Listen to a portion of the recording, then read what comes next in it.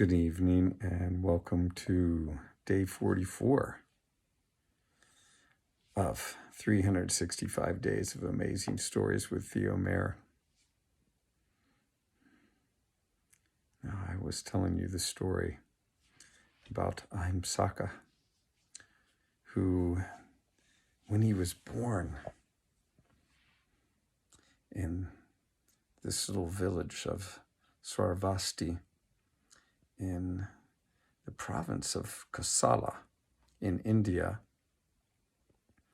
all through that province, every weapon seemed to glow. And the king had found out from his wise men that it was because of this newborn.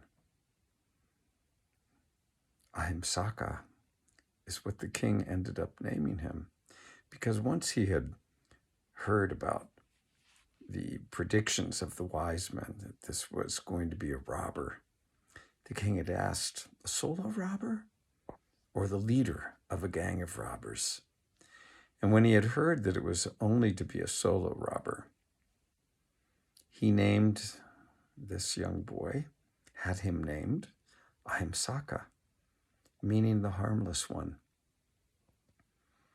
Ahimsaka had come under the tutelage of a Brahmin. The Brahmin had found him brilliant to the point where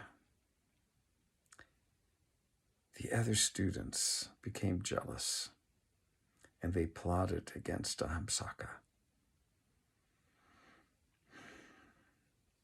They told the Brahmin that Ahimsaka was embracing his young wife. And though the Brahmin did not believe it initially, because all of the boys began to tell him the same story, his love for Ahimsaka turned into hatred, and he devised a plan to get rid of him. One day he called Ahimsaka before him and he said, "My son, your training is almost over. One more task and you shall be free of suffering completely." Ahimsaka waited to hear what this one task was. Inquiring, the Brahmin told him, "You must now single-handedly kill 1,000 men." Ahimsaka's eyes grew wide. Kill 1,000 men? I couldn't kill a single man. I couldn't kill a dog. Killing is not right. All the teachings go against it. "I'm sorry, Ahimsaka, but this is what you must do. I have always given you good counsel. You must follow it now as well." Ahimsaka did not know what to do. He tried to plead with the Brahmin, but the Brahmin stayed firm in what he was telling Ahimsaka. You must kill 1,000 men. It is the only way. But then you will be free of suffering and bondage forever. Ahimsaka could not sleep that night. He tossed and turned. What was he to do?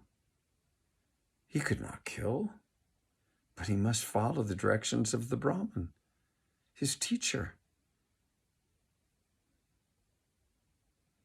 Finally, after much internal debate, finally, after going against his own will and his own intuition, he took a sword and a spear and a bow and a quiver of barbed arrows and set off in the night. He turned back once and looked at the huts and the temples that had been his home for so long. And then disappeared into the darkness of the forest. And we will leave Ahimsaka there.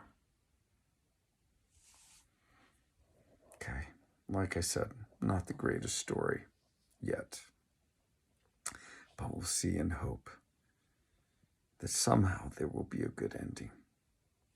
Thanks for joining. Have a good rest of your day or evening.